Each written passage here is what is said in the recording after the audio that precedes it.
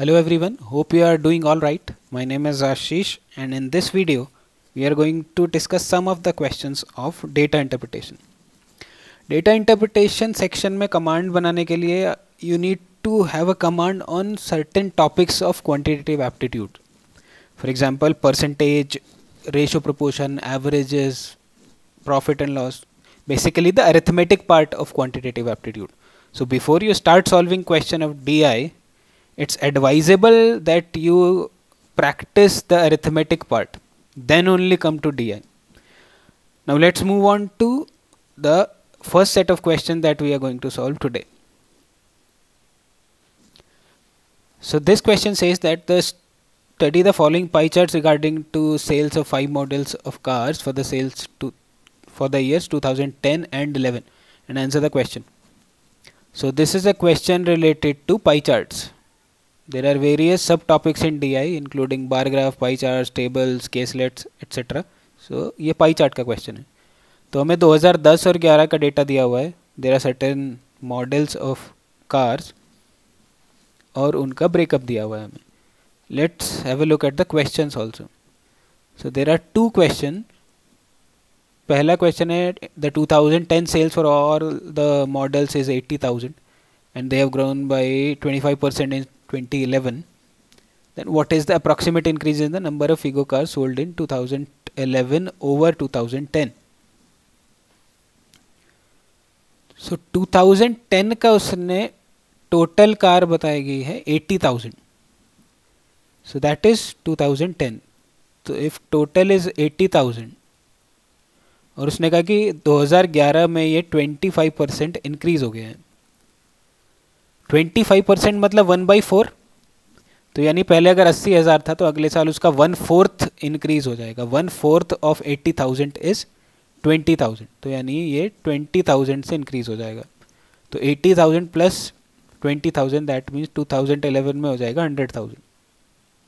So that is total number of cars in 2010 and 11. अब आगे उसने क्या पूछा है? Then what is the approximate increase in number of Figo cars sold in 2011 over 2010? तो 2011 में कितना नंबर इंक्रीज हो गया है वो हमें बताना है. तो यहाँ पे 9% था, यहाँ पे 44 डिग्री है. तो एक चीज़ और हमें ध्यान देनी पड़ेगी. पहले पाई चार्ट में जो ब्रेकअप है वो परसेंटेज में दिया गया है और दूसरे पाई चार्ट में ब्रेकअप जो है वो सेंट्रल एंगल में दिया गया है.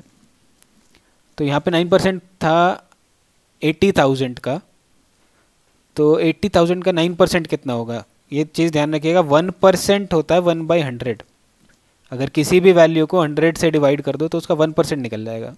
तो अगर 80,000 को 100 से डिवाइड कर दें तो आएगा 800. तो 1% हो गया 800. तो 9% हो जाएगा उसका 9 गुना यानी 7200. तो 9% यानी 7200 था 2010 में. 2011 में हो गया 44 डिग्री. नाउ टोटल जो एंगल बनेगा सेंटर पे दैट इज 360 डिग्री और टोटल वैल्यू होती है 100%. That means 100% equals to 360 degree. अब हमें बताना है कि ये 44 डिग्री कितना हो जाएगा.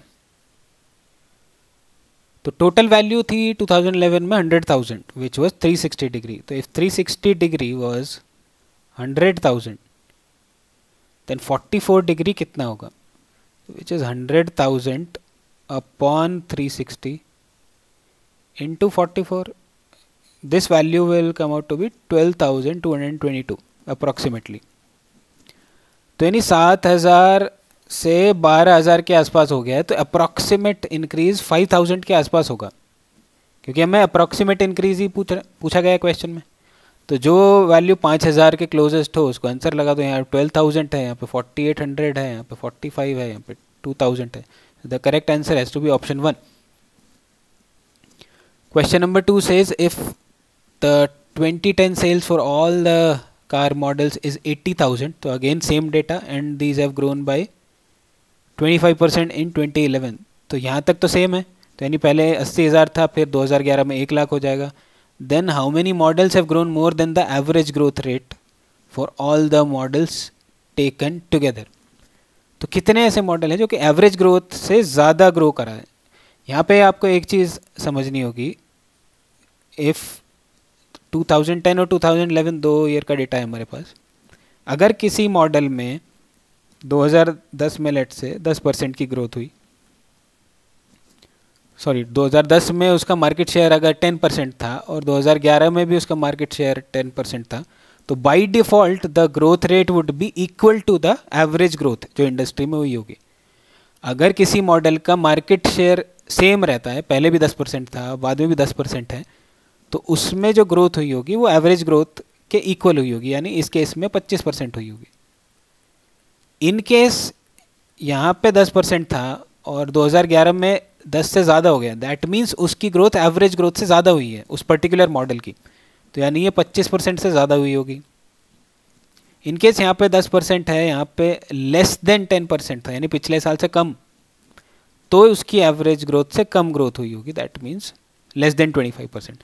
तो ये चीज़ हमें ध्यान रखनी है। अब उसने कहा कि कितने ऐसे मॉडल्स हैं which have grown more than the average growth rate, यानी कितने ऐसे मॉडल हैं जिसमें 2011 की ग्रोथ रेट ज़्यादा है 2010 के कंपैरिजन में, ये हमें देखना है। तो वापस चलते हैं अपने चार्ट पे। अब 2010 और 11 में अगेन वही सेम प्रॉब्लम, यहाँ पे परसेंटेजेस हैं, यहाँ पे डिग्रीज हैं, तो या तो हम डिग्री को परसेंटेज में चेंज करें या परसेंटेज को डिग्री में चेंज करें। ऐसे क्वेश्चन में it's always easier to change percentage into degrees. वो कैसे, वो अभी हम देखते हैं। तो सबसे पहले इसको देखते हैं, यहाँ पे 9% है। अब 9% कितना डिग्री होगा? अगर 100% 360 डिग्री था तो 10% वुड बी 36 डिग्री, 1/10 हो जाएगा सीधा सीधा। 1% वुड बी 3.6 डिग्री। तो अगर 10% is 36 degree, then 9% would be less than 36। यहाँ पे लेस देन 36 होगा, ये 44 डिग्री है, दैट मीन्स 2011 की वैल्यू ज़्यादा है। हमें वही देखना है कि कौन से मॉडल में 2011 की वैल्यू ज़्यादा होगी। तो एक तो हमारा ये आ गया निकल के। अब होंडा सिटी पे आते हैं, यहाँ पे 14% है, इसको डिग्रीज में कन्वर्ट कर लेते हैं। 10% हमें पता है कि 36 डिग्री होता है, 5% इसका आधा हो जाएगा यानी 18 डिग्री हो जाएगा, यानी 10% और 5% टोटल 15% हो गया 54 डिग्री। यहाँ पे है 56 डिग्री, तो अगर 15% ही 54 है तो यहाँ पे तो वैल्यू और कम है 14%, तो यानी ये वैल्यू तो 54 से भी कम आएगी। यहाँ पे 56 है, सो अगेन 2011 की वैल्यू ज़्यादा होगी। तो ये वाला मॉडल भी ऐसा होगा जिसमें 2011 ज़्यादा है। तीसरे पे आते हैं i10 पे, यहाँ पे 21 डिग्री है, यहाँ पे 21% है, यहाँ पे 82 डिग्री है। अब 21% को देखते हैं कितना डिग्री होगा। 10% हमारा 36 था, तो 20% डबल हो जाएगा 36 का, तो यानी 72 डिग्री, तो यही हो गया। बचा 1% और, विच इज़ 3.6 डिग्री, तो यानी टोटल हो जाएगा 75.2, 75.6। यहाँ पे है 82। तो अगेन 2011 की वैल्यू ज़्यादा है, तो यानी i10 will also satisfy the condition. तो 3 मॉडल तो ऑलरेडी हो चुके हैं हमारे, 2 बच गए हैं। स्विफ्ट यहाँ पे 24 था, यहाँ पे 67 डिग्री था। अभी यहाँ पे हमने देखा था 21% इक्वल टू 75.6, तो 24 तो और ज़्यादा होगा 75 से भी। यहाँ पे 67 ही है, दैट मीन्स 2011 की वैल्यू कम है, तो स्विफ्ट को हम कंसिडर नहीं करेंगे। अब आ जाएंगे लास्ट वाले को चेक कर लेते हैं एक बार। 32%, 30% हमें पता है 10% का 3 गुना, 10% था 36, तो 30% हो जाएगा 108। बचा 2% और 1% होता है 3.6, तो 2% हो जाएगा 7.2, दैट विल बी 115.2। यहाँ पे 111, तो again this is less in 2011। तो there are 3 models which satisfy the condition, so the correct answer is option number 2, 3 model. तो इस क्वेश्चन को एक बार दोबारा से सॉल्व करके देखिएगा। Second question was a bit trickier, पहला क्वेश्चन थोड़ा आसान था। Now let's move on to the next set of questions. This is a caselet based DI. पहला हमने देखा था पाई चार्ट, दूसरा है केसलेट बेस्ड, जिसमें एक छोटा सा केसलेट होगा जिसमें इन्फॉर्मेशन दी होगी and you need to interpret that information. So pause the video, check what is given in the question and then come back again. So the question says Ghosh Babu has a certain amount of property consisting of cash, gold coins and silver bars. The cost of gold coin is 4,000. Cost of a silver bar is 1,000. Ghosh Babu distributed his property among his daughter equally. He gave to his eldest daughter gold coins worth rupees 20% of the total property and 25,000 in cash. The second daughter was given silver bars worth 20% of the remaining property and 50,000 rupees in cash. He then gave each of the third and fourth daughters equal number of gold coins and silver bars, both together accounting each for 20% of the property remaining after previous distribution and 25,000 more than what the second daughter received in cash. So that is the information given. एक बार questions को भी देख लेते हैं क्या कहा गया है. So there are 3 questions. The amount of property in gold and silver वो कितनी है, total property कितनी है ये बताना है. And third question, if Ghosh Babu has equal number of gold and silver bars, then number of silver bars कितने हैं. तो 3 चीज़ें हमें बतानी है. कैट में आया हुआ क्वेश्चन है. So let's go back to our information. Now उसमें कहा गया है कि उसकी 4 डॉटर हैं और हर एक डॉटर को उसने इक्वल डिस्ट्रीब्यूशन किया है अपनी प्रॉपर्टी का. तो अगर 4 डॉटर में इक्वल डिवाइड करेगा यानी हर एक को 25% प्रॉपर्टी मिल जाएगी, क्योंकि टोटल अगर 100% मान ले और इक्वल डिवाइड किया गया है तो each daughter will get 25% of the total property. And eldest daughter को उसने 20% ऑफ द प्रॉपर्टी के इक्वल गोल्ड कॉइन दिए हैं और 25,000 कैश में दिया है. एल्डेस्ट डॉटर को D1 मान लेते हैं. तो 20% ऑफ द प्रॉपर्टी उसके इक्वलेंट तो गोल्ड मिला है उसको, एंड उसके बाद उसको 25,000 कैश मिला है. तो यानी ये 20% और ये 25,000 मिला के उसका टोटल शेयर आ जाएगा, जो कि 25% के इक्वल होना चाहिए क्योंकि हर एक को 25% मिला है, अभी देखा था हमने. तो 20% तो ये हो गया, टोटल है 25%, यानी this cash should be equal to 5% of the total property. तो अगर 5% 25,000 है टोटल प्रॉपर्टी का, if 5% of the total property is 25,000, तो पूरी प्रॉपर्टी यानी 100% कितना हो जाएगा, 20 गुना हो जाएगा इसका. So that will be 25 into 20, so that will be equal to 5 lakhs. तो टोटल प्रॉपर्टी तो उसकी 5 लाख हो जाएगी. एक क्वेश्चन तो यही था. Total property of Ghosh Babu is 5 lakhs, which is option number A. अब पहले क्वेश्चन में था गोल्ड और सिल्वर में कितनी प्रॉपर्टी है. वापस चलते हैं अपने क्वेश्चन पे. तो 5 लाख अभी हमने निकाला टोटल प्रॉपर्टी थी. फर्स्ट डॉटर का हमने देख लिया. सेकेंड डॉटर में उसने कहा है कि उसको 50,000 कैश मिला और थर्ड और फोर्थ डॉटर को 25,000 more than what the second daughter received in cash. तो second daughter received 50,000 cash and third and fourth they received 25,000 more than what the second daughter got. second daughter को मिला 50,000, उससे 25,000 और ज़्यादा मिला इनको, यानी 75,000 ईच. ये कैश कंपोनेंट है. तो टोटल कैश कितना हो गया, इन दोनों का मिला के 1.5 लाख, इधर 50,000 और यानी 2 लाख, और 25,000 पहले वाले को मिला था यानी 2,25,000. So that is the total cash component उसकी प्रॉपर्टी में. और कैश प्लस गोल्ड और सिल्वर मिला के पूरी प्रॉपर्टी हमने निकाला था 5 लाख की थी. तो अगर तीनों मिला के 5 लाख था और कैश कंपोनेंट 2,25,000 था, तो गोल्ड और सिल्वर कितना होगा, 5 लाख में से 2,25,000 माइनस कर दो, that is 2,75,000. So that is the gold and silver. एक क्वेश्चन ये था पहले वाला. The amount of property in gold and silver is 2,75,000. तीसरा क्वेश्चन बच गया. इसको देखते हैं. If Ghosh Babu had equal number of gold and silver bars, the number of silver bars he has is how many. तो गोल्ड और silver के equal उसके पास हैं. मान लेते हैं x गोल्ड है, x ही सिल्वर है. एक गोल्ड कॉइन का प्राइस है 4,000 तो total value of gold coins will be 4000 into x. एक सिल्वर बार का प्राइस है 1000, तो total value of silver bar would be 1000 into x. और टोटल अगर इन दोनों को ऐड कर दें तो गोल्ड और सिल्वर की टोटल वैल्यू आ जाएगी, विच इज़ अभी निकाला हमने 2,75,000. So that should be equal to 2,75,000. तो यानी 5000 X should be equal to 2,75,000. 3 0 cancel हो जाएंगी, एक्स की वैल्यू आ जाएगी 55. तो यानी गोल्ड कॉइन्स भी उसके पास 55 थे और सिल्वर बार्स भी 55 थे. तो अमाउंट ऑफ सिल्वर बार्स पूछा है, the correct answer has to be 55, which is option number D. So that was again tricky question. इसको फिर से सॉल्व करिएगा एक बार and check whether you are able to solve all the 3 questions. Let's move on to our final set of the session.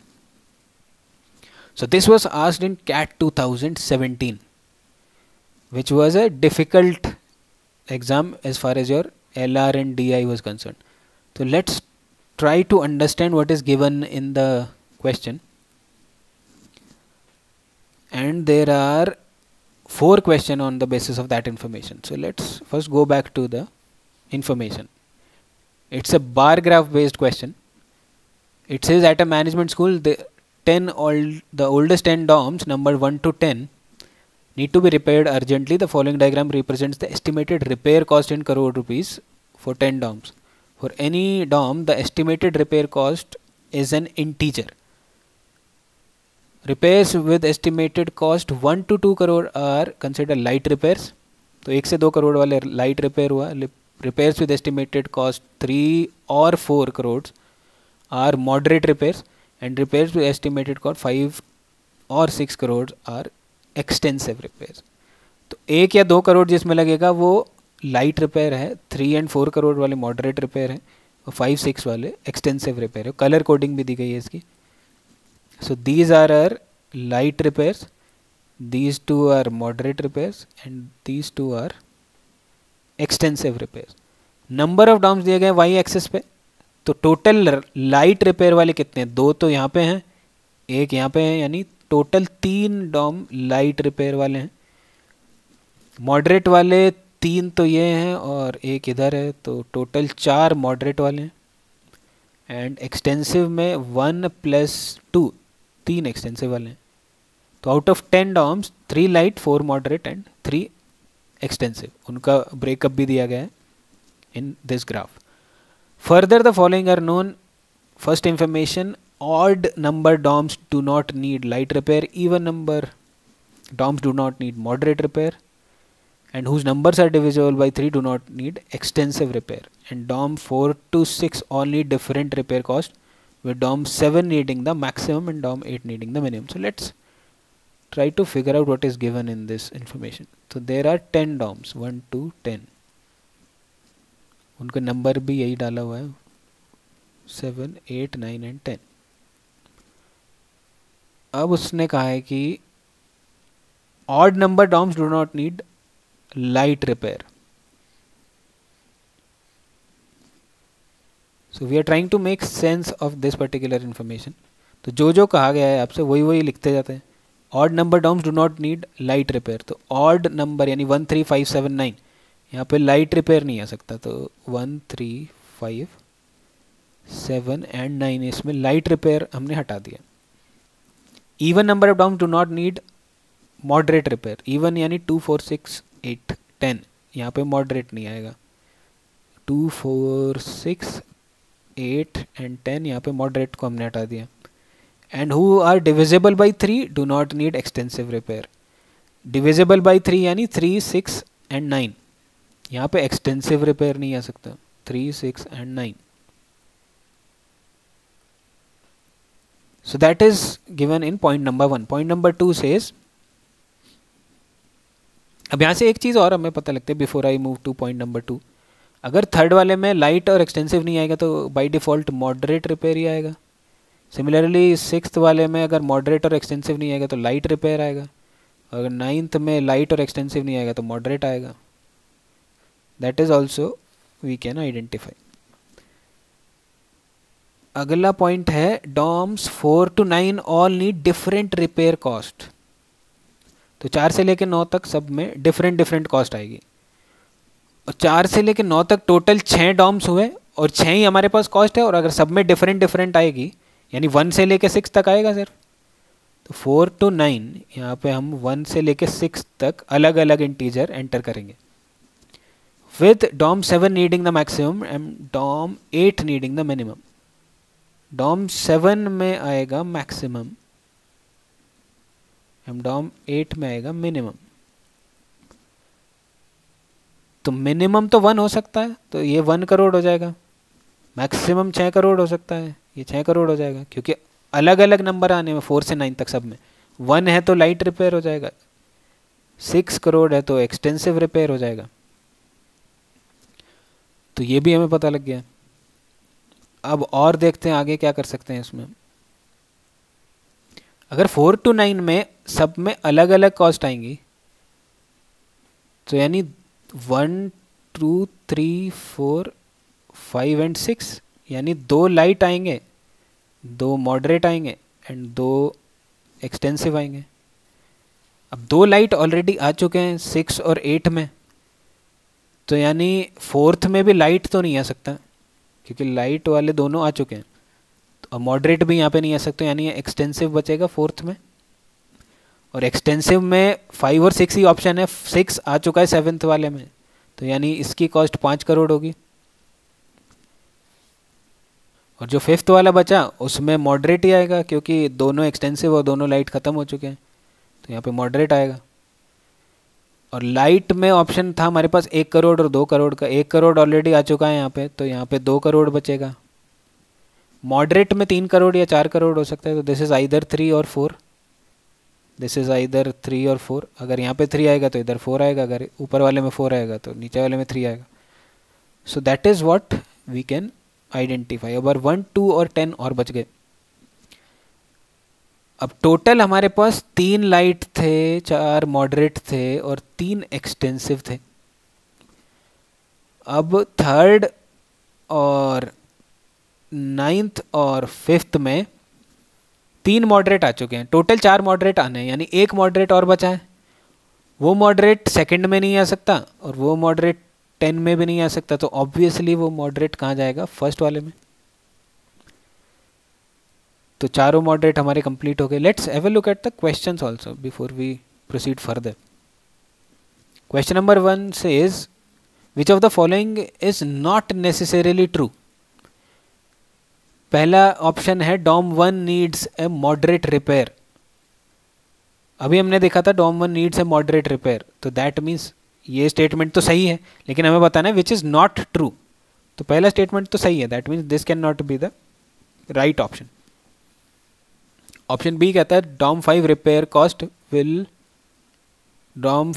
Will cost no more than 4 crore.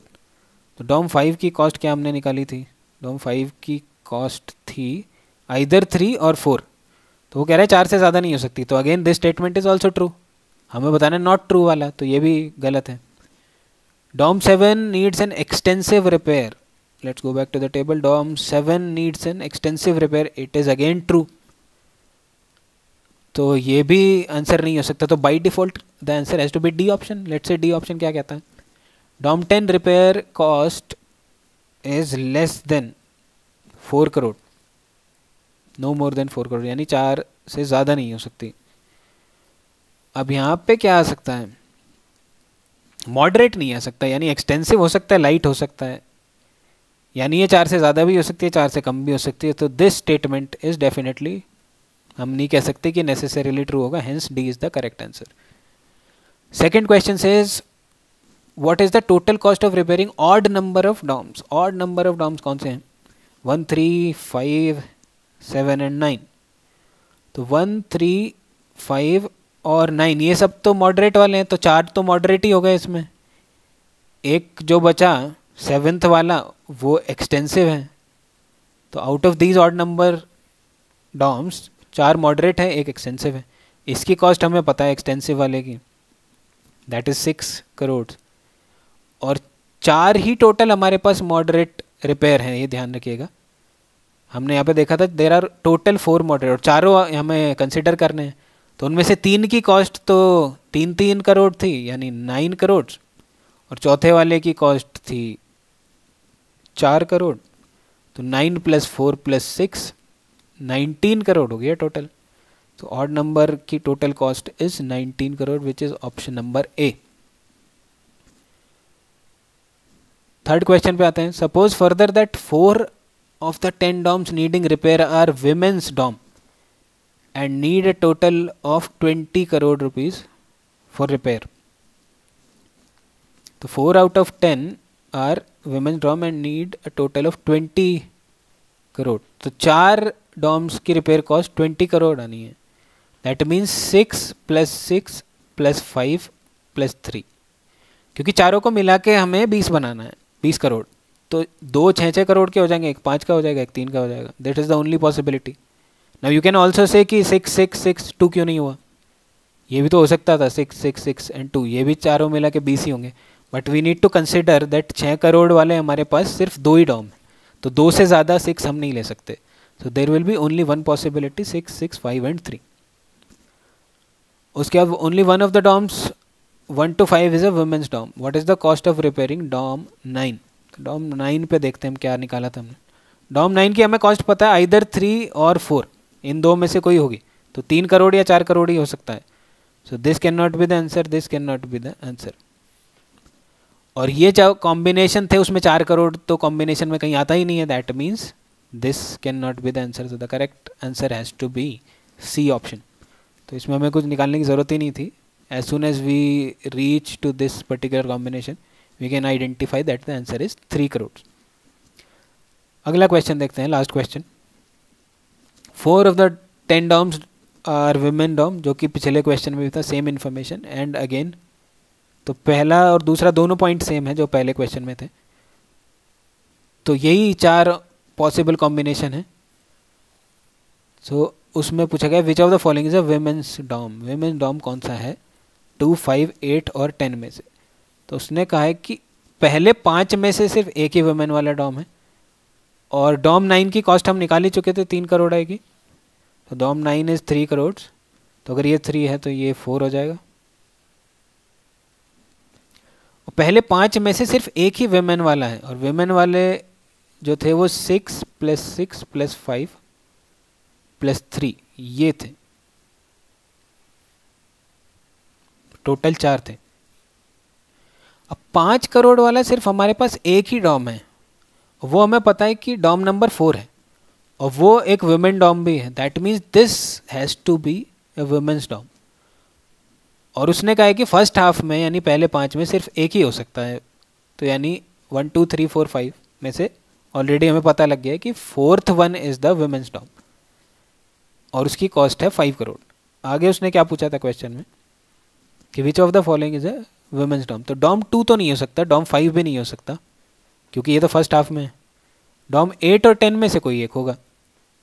अब Dom 8 की cost थी 1 करोड़, जो कि इस कॉम्बिनेशन में नहीं आता। Then obviously the women's DOM is DOM 10। So the correct answer has to be D option. So that brings us to the end of this session. I hope you enjoyed the questions.